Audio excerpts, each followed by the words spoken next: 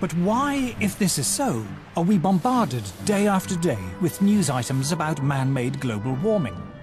Why do so many people in the media and elsewhere regard it as an undisputed fact? To understand the power of global warming theory, we must tell the story of how it came about.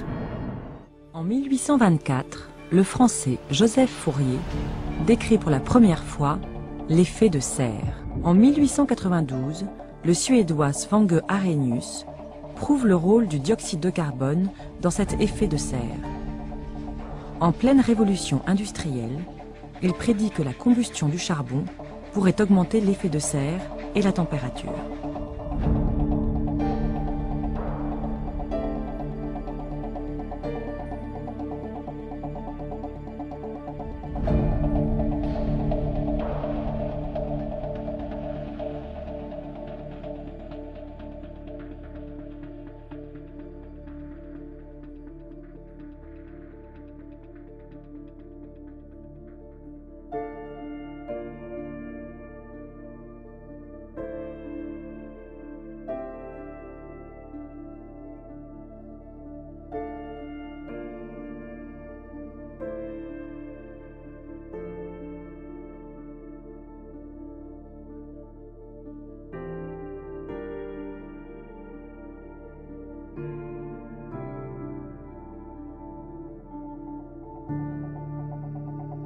Strong has an extraordinary capacity to make the most of his luck. After only a few months in New York, he meets David Rockefeller, the financial guru of the UN, son of John D. Rockefeller, who's made construction of the famous UN building possible. It's the beginning of a long friendship and a network of contacts and influence which today extends around the world. By the end of the 50s, his reputation and contacts lead him to Montreal. 2 years later, at 31, he becomes president of Power Corporation, a breeding ground for Canada's business and political elite. Very quickly, he was at the center, the political center of Canada. Strong wins his spurs with the Liberal Party establishment. And once again, he makes powerful friends. He's everywhere. He talks up the Korean pipeline project with Russian businessmen. And later, at an environmental conference. There will not be a settlement of the nuclear issue without it. In 1970, while Strong was head of CEDA, the Secretary General of the UN was looking for someone who could influence developing countries. He asked Trudeau to release Morris from his job as the president of CEDA to become the Secretary General of the world's first environment conference, because Morris was a friend of developing countries and he knew them. Some see him as a cross between Machiavelli and Rasputin. Maurice Strong, like Atlas, holding the world in his hand. He's part of some sort of global conspiracy.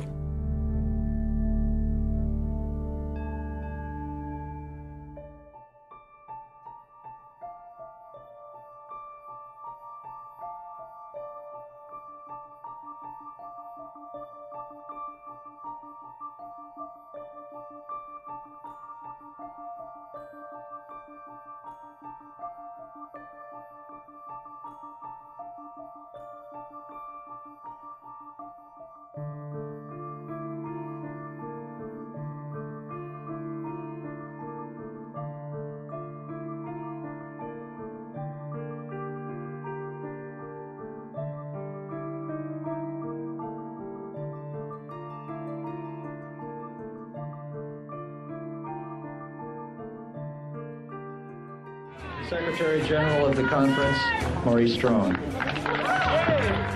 At Stockholm, Strong makes a bold move, a first for a UN conference. He brings pressure groups and non-government organizations into the debate with governments. It's the start of a global dialogue. We now talk about environment, and there are environmental groups everywhere.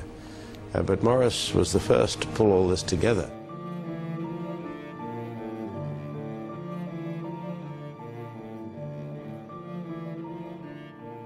Nature's ice dwarfs us and outstrips. After 4 decades of falling temperatures, experts warned that a cooler world would have catastrophic consequences. there's the ever-present threat of a big freeze. Will a new ice age claim our lands and bury our northern cities? But amid the doom and gloom, there was one voice of hope. A Swedish scientist called Bert Bolin tentatively suggested that man-made carbon dioxide might help to warm the world, although he wasn't sure. And there is a lot of oil, and there are vast amounts of coal left. We seem to be burning it with an ever-increasing rate.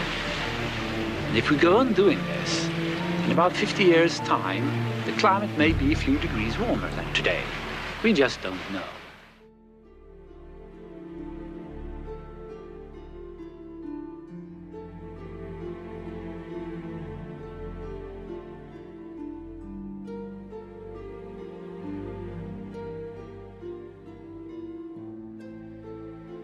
She was very concerned always, I remember when I was Secretary of State for Energy, to promote nuclear power.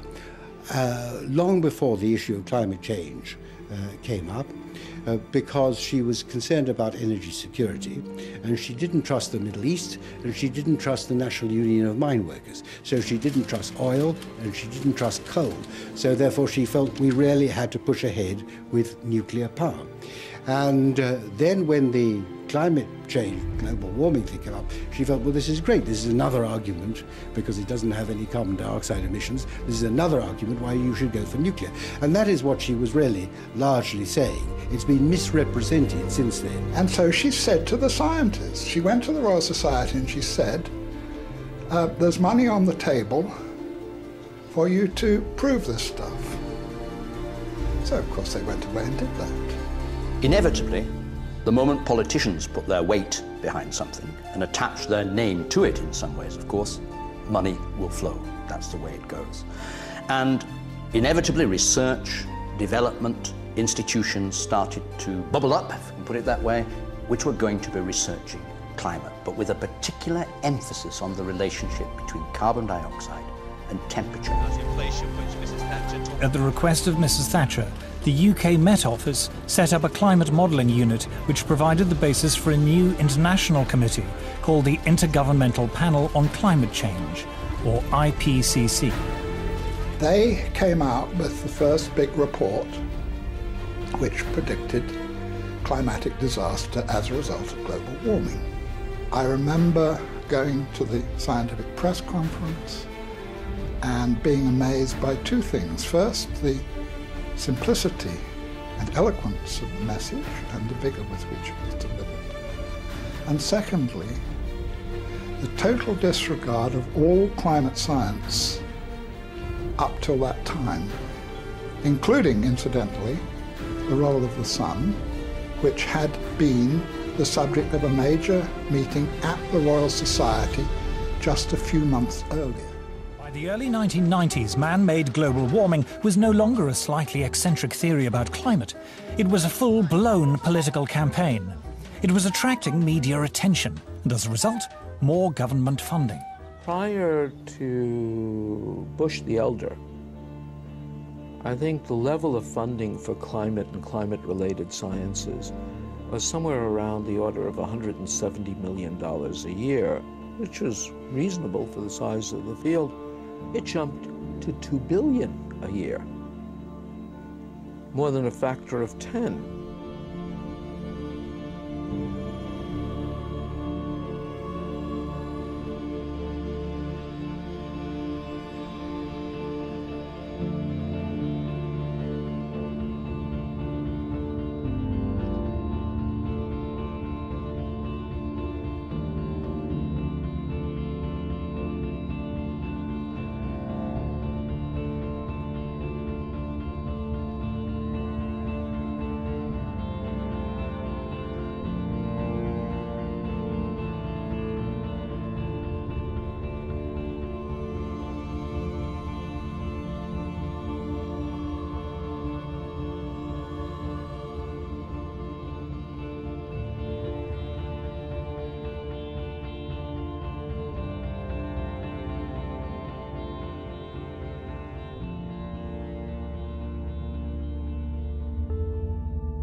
Another UN conference on the environment, this time in Rio de Janeiro. Amazingly, the same man, Maurice Strong, is Secretary General again. We have been running Earth Incorporated in a very unbusinesslike way.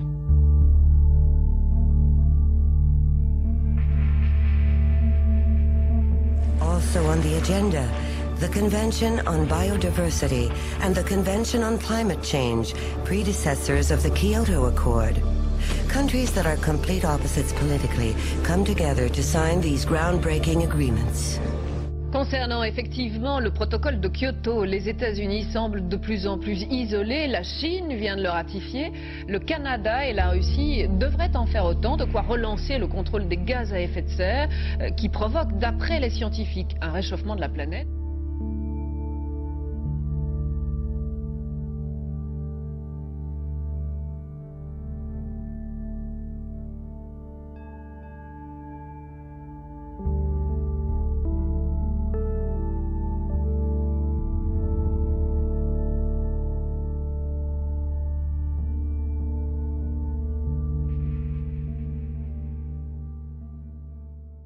Le Climate Gate, en référence au Watergate, autrement dit un scandale cachant une manipulation. À l'origine de cette affaire, le piratage informatique de climatologues de renom et sur le fond de sérieux doutes sur les relevés chiffrés. Le scandale du Climate Gate démarre ici, à l'université d'East Anglia. Fin novembre, des pirates s'introduisent dans les serveurs de l'unité de recherche climatique et mettent la main sur 13 années d'échanges entre les scientifiques et leurs collègues étrangers. Des milliers d'emails sont publiés sur la toile et provoquent le scandale, comme celui-ci, signé du directeur, où il explique à un collègue qu'il utilise une astuce pour masquer un déclin de température. Les scientifiques sont accusés de manipuler les données pour accréditer la thèse d'un réchauffement climatique dû à l'homme. Jean Jouzel est glaciologue et climatologue. Vous êtes vice-président du groupe scientifique du GIEC, le groupe intergouvernemental d'experts sur l'évolution du climat. Est-ce que vous-même, certains de vos échanges avec vos confrères britanniques ont été, à votre connaissance, piratés? Bien sûr, je les ai là, il n'y a pas de problème. Tous ceux que j'ai écrits à Phil Jones, que je connais très bien, et puisqu'on organise beaucoup de choses ensemble depuis 20 ans, sont dans ceux-là. Mais bon, ils ne sont pas mis en exergue parce qu'il y a peut-être pas des choses assez chaudes, mais ils sont là. Très bien, donc vous êtes victime, vous, du piratage informatique? Victime, oui, mais enfin vraiment, c'est tellement anodin et tellement sans saveur que je ne vois pas vraiment le problème.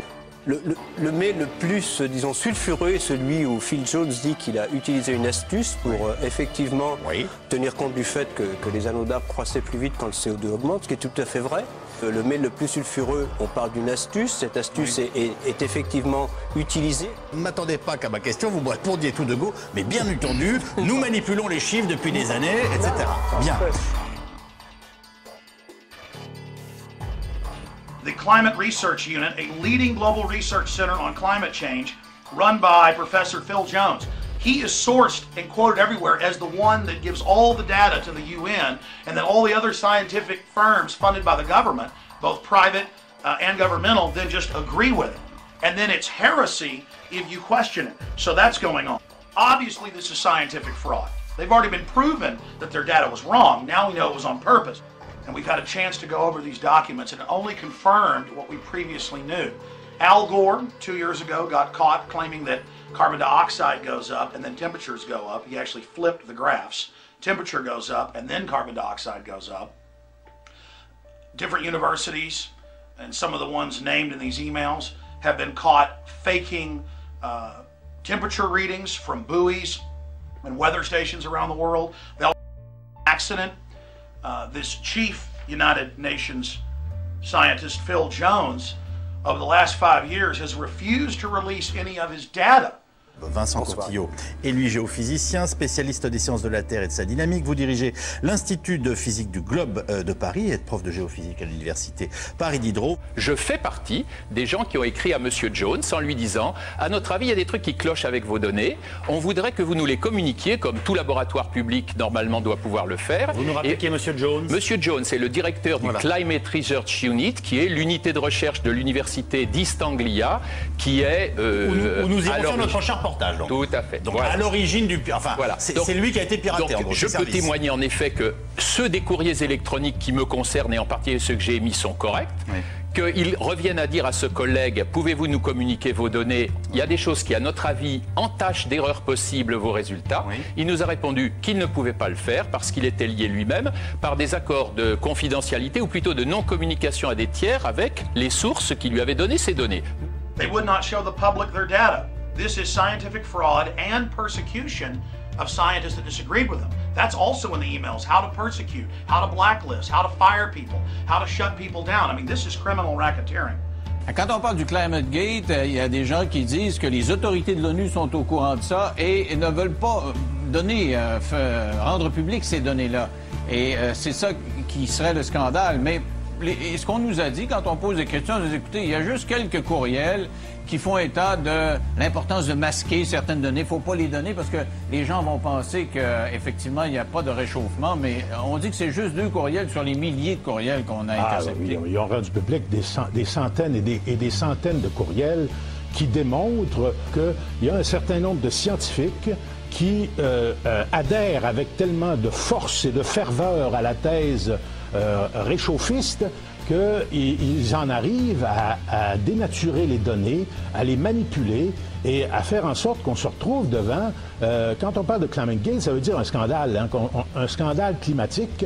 This is a worldwide tax, a fraud against you and your family. You need to educate yourselves immediately and then educate your friends, your family, your neighbors, your elected representatives, your public servants, because this fight is all coming to a head right now. I also want to salute the hackers. They did something the police, MI5, the FBI wouldn't do. There have been Freedom of Information Act requests in the US and similar requests in England that have never released this data. They're scared to release it. It's now public. So I salute the hackers. I don't know who you are, but you're white hat hackers of the greatest epic level. I absolutely bow to you with total respect. Thank you so much. Because this is also an example for future hackers to really do important work. This is beautiful. This is epic. And I salute you.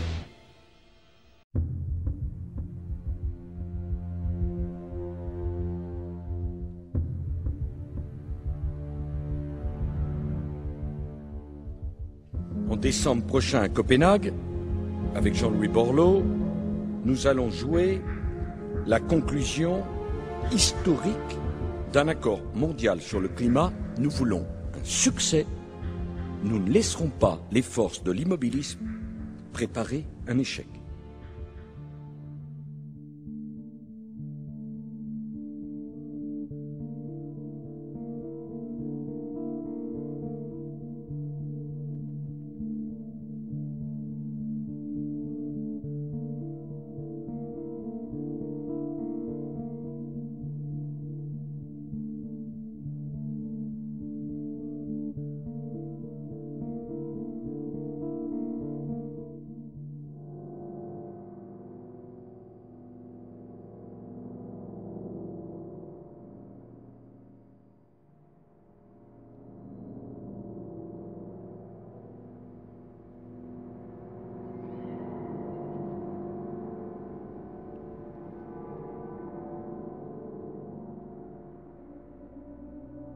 « 2009 is also the first year of global governance with the establishment of the G20 in the middle of the financial crisis.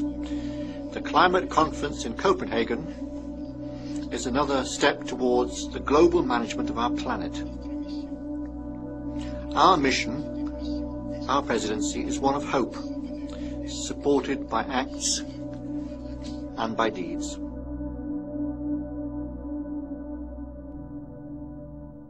Ça peut être une année fantastique que l'année 2010.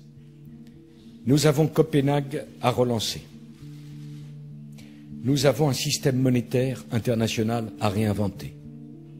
Nous avons une gouvernance mondiale à réformer.